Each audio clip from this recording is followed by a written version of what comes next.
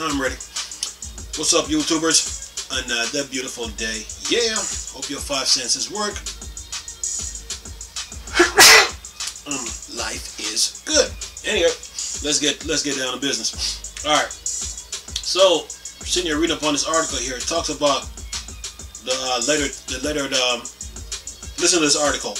Microsoft reveals letter from that time it failed to buy Nintendo. It says here, I understand Mr. Takeda's concern about possible partnership. Back in '99, before the original Xbox, Microsoft tried to buy Nintendo. Microsoft tried, and yes, they had the money to do it, and they still do. So you best believe it. Anyway, let me continue here. It says here, back in '99, before the original Xbox, Microsoft tried to buy Nintendo. It didn't go so well. Now, more than 2 decades later, Microsoft has published a letter sent between the companies at the time, revealing the plans for what might have been. The document was sent by Xbox then hardware chief Rick Thompson to Nintendo of America, then business boss Jack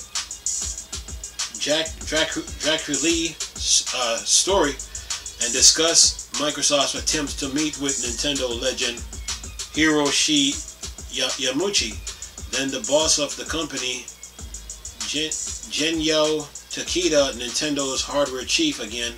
It sounds like Microsoft was having a tough time. It says here, the letter is part of the new browser-based Xbox Interactive Museum, which went live yesterday. Much of the document is sadly concentrated by big green text, but you can work out a few phrases. Draculi, I appreciate you taking the time to try to arrange a meeting with Mr. Takeda and Mr. Yamauchi to discuss a possible strategic partnership between Nintendo and Microsoft on future video game platform. The letter begins, I understand Mr. Takeda concerned about the possible partnership and will try to obscure the guideline that he has requested. That's in parentheses, obscured. It says the rest of the letter is mostly obscured, but there's a brief mention of Microsoft still continuing development on its Xbox project. Alongside the suggestion it would help make Dolphin the best Dolphin, of course, was Nintendo codename for the GameCube. Microsoft detailed its bids to buy Nintendo in an oral history of the original Xbox creation. Published earlier this year, Kevin Bachus, former director of third-party relations, recall how the eventual meeting went poorly. Steve Ballmer, ex-Microsoft CEO, made us go meet with Nintendo to see if they would consider being acquired. They just laughed their asses off. Imagine an hour of somebody just laughing at you. That was kind of how that meeting went. A latter pitch the year after the letter was for Xbox to simply focus on Nintendo hardware while Nintendo itself focused on games. Nintendo returned to the table for talks. We actually had Nintendo in our building in January of 2000 to work through the detail of a joint venture where we gave them all the technical specs of the Xbox. Then a head of business development, Bob McBreen, said the pitch was their hardware stunk, and compared to Sony PlayStation, it did. Wow. So the idea was, listen, you much better at game portion of its with Mario and all that stuff. Why don't you let us take care of the hardware? That didn't work out either. So it says here, Microsoft celebrated 20th anniversary of Xbox last week with the not-so-surprise launch of Halo Infinite multiplayer portion, as well as the announcement of an Xbox Project Origins documentary series, a glimpse at the upcoming Paramount Plus Halo TV show, and more than 70 additional Xbox compatible games. And that's the end of the article. So basically, the partnership was Microsoft was going to do the hardware and Nintendo do the software. Yeah, I think that strategy would have worked if Nintendo would have listened. But anyway, it says Nintendo hardware stunk compared to the PlayStation. They're talking about GameCube. Then another person here says Microsoft probably bought into Sony's hype. Had Nintendo partnered with Microsoft, it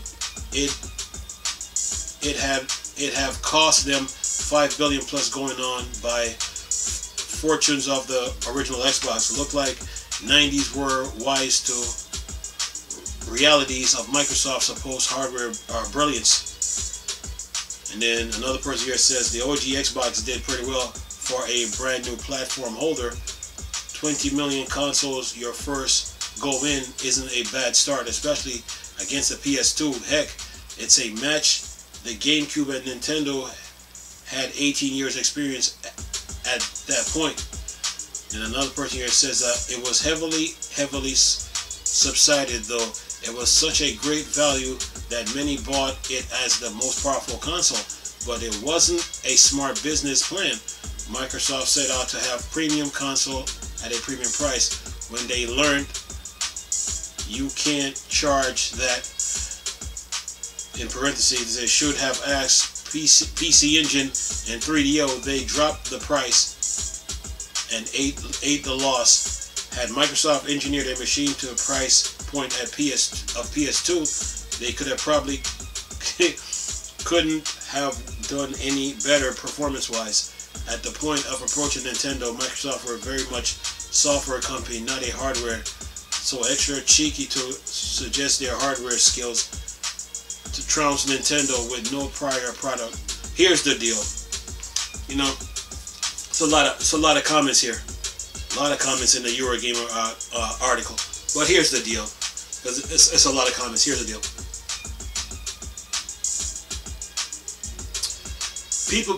People seem to forget that if it wasn't for Nintendo, Sony wouldn't be in the console business. So Sony built a huge foundation. They built a huge foundation with PlayStation 1. They did. And then the PlayStation 2 was built off the PlayStation 1's foundation. So Microsoft coming into the game industry, with the original Xbox, to me was a good plan. They were going to do the hardware and Nintendo do the software. So it would have made much sense because to me Microsoft was doing that so maybe they can get a hold of the Japanese, get their feet like wet in the Japanese market. So to me the strategy was good. If Nintendo didn't follow through on it, to me that's their loss when I really look at it, you know, because some people like to put Nintendo on this pedestal like they're this great company, but to me it's their loss because look how Xbox is doing now. So and plus, you know, Microsoft even helped Nintendo during the pandemic when they through a partnership when they put Ori 1 and 2 on the Switch. So to me, Microsoft reaching out to Sony I mean not to Sony but to Nintendo in the very beginning was a good strategy, you know, to me. It was a good strategy as a way to get into the Japanese market, but it didn't work. Okay, fine, but Sega gave them the keys to the door, and then Microsoft took it and ran with it. So to me the strategy was good what Microsoft was trying to accomplish, you know. The strategy, if it didn't work, oh well. Microsoft is still here in the game business. So to me, you know, to me it's a loss on Nintendo because you can see how when it comes to console hardware wise, when it comes to running powerful games and running games at full capacity, that Nintendo don't even fit the bill in that department. You know, look at the Nintendo Switch, how it struggles to run games. can't keep up with it. It can't even keep up with the original Xbox One, and its show can't keep up with the Series X. So to me, Microsoft didn't lose, you know, in this arena. They tried, you know. So but now Microsoft is able to stand on their own, you know, stand on their own feet, 10 toes, and go at the competition. And look how they started out. Look how they started off to where they are at now. So to me, Microsoft did good, man. You know, they did pretty good. And the moves that they're making now, within the video game industry, it showed that if they would have partnered with Nintendo, it would have worked. But Nintendo wanted to do their own thing. You know, Microsoft said, okay, we'll keep doing what we're doing. Right now, Game Pass is making everybody know that Microsoft is a problem. So, yeah, Microsoft is doing their thing, man. So, you know, Sony on the other hand, you know, they built a huge foundation with PlayStation 1, man. Because if it wasn't for Final Fantasy VII, nobody wouldn't know who PlayStation was. If it wasn't for Squaresoft, now known as Square Enix, because now they merged with Enix, and Enix is a creator of Dragon Quest. If Squaresoft didn't put Final Fantasy on PlayStation, nobody would know who Sony was. Okay, so Squaresoft really put PlayStation on the map. Once Sony got Squaresoft, Sony took off. You know what I'm saying? So other than that, man, they built a nice foundation, and then the foundation that they built carried over into the PlayStation 2. So you know, Sony did pretty well for themselves, you know. Plus they didn't use the same hardware every console. The hardware was different. The PlayStation 1, they were using a 32-bit system with a CD.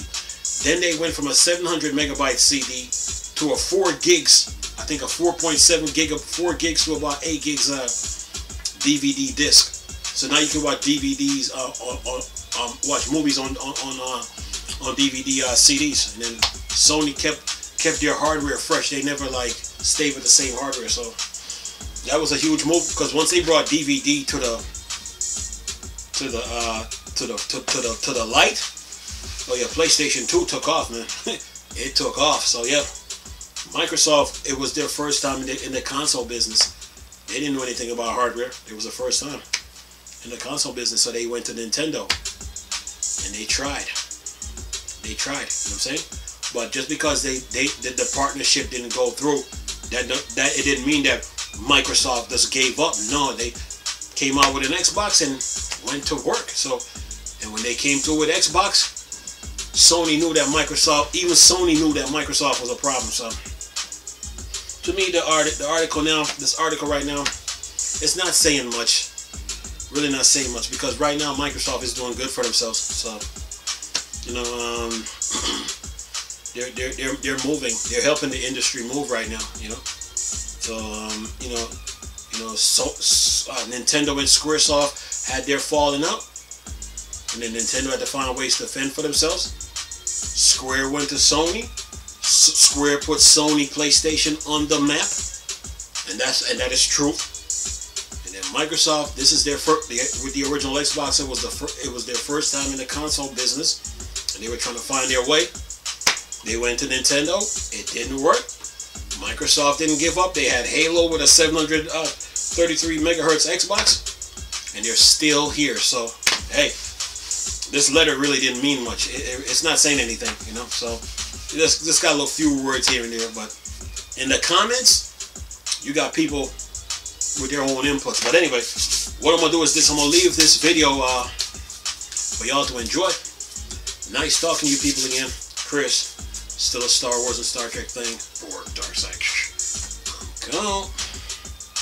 Peace.